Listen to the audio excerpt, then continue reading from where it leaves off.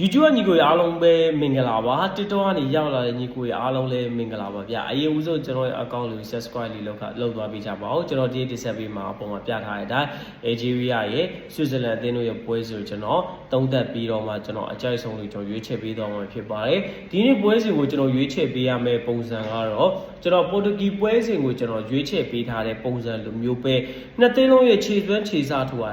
ခြေစားဆိုတာထက်ဗျာဒီနေ့ပွဲစဉ်မှာဖြစ်နိုင်ခြေရာခိုင်နှုန်းအများဆုံးပုံစံကိုကျွန်တော်ရွေးချယ်ပြီးတော့ကျွန်တော်သုံးသပ်ပြီးတော့မှာဆိုတော့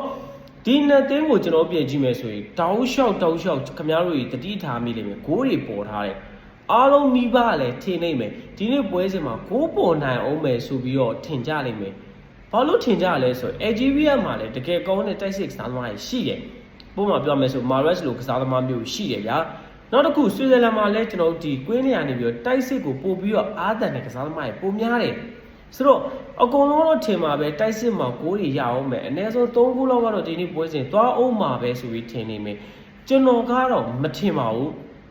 3ဂိုးမသွားအောင်အနည်းဆုံး2ဂိုးလောက်ပဲအများဆုံးပြောတာဗျာအများဆုံး2ဂိုးလောက်ပဲသွားနိုင်မယ်လို့ကျွန်တော်အနေနဲ့ထင်တယ်ဘာကြောင့်လဲဆိုတော့တိုက်စစ်တွေအများကြီးကျွန်တော်ဂိုးတွေသွင်းထားပြီးအလဲရောက်မှာခံစစ်ကလည်းကျွန်တော်ဂိုးတွေပြန်ပြီးထားရတယ်အဲ့လိုမျိုးအနေထားတစ်ခုမှာတိုက်စစ်ကဂိုးသွင်းတော့ခံစစ်မှာဂိုးတွေပြန်ပြီးရမယ်ဆိုဘလူးနီနဲ့မှအစီပြေနိုင်မယ်ပွဲစဉ်တစ်ပွဲဖြစ်လာမှာမဟုတ်ဘူးဒီနေ့ပွဲစဉ်ကလည်း Cruise State ကလိုမျိုးပွဲစဉ်လိုမျိုးမဟုတ်တော့ပြန်အောင်တကယ်ကိုအရေးကြီးတဲ့ပွဲစဉ်တစ်ပွဲဖြစ်လာပြီအဲ့လိုဆိုတော့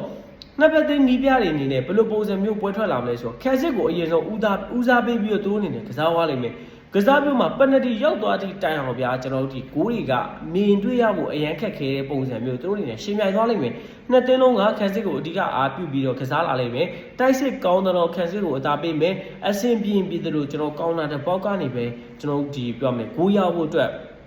ကျိုးသားသွားလိမ့်မယ်ဆိုပြီးကျွန်တော်အနေနဲ့ထင်တယ်တသင်းဘောလုံးကိုင်မယ်ဘောလုံးရပြီဆိုရင်အဲ့ဘောလုံးကိုဆုံးရှုံးရတာထက်ဘောလုံးကိုင်ပြီးတော့တကယ်ကိုမှတကယ်အခွင့်အရေးရပြီဆိုတော့မှတိုက်စစ်ကိုပေါ်မဲ့ပုံစံမျိုးထွက်လာလိမ့်မယ်လို့ထင်ပါတယ်ပြောရမယ်ဆိုတော့ဗျာအရင်လုံးကလိုမျိုးတောက်လျှောက်တိုက်စစ်ကိုဘယ်လိုပြောမလဲတိုက်စစ်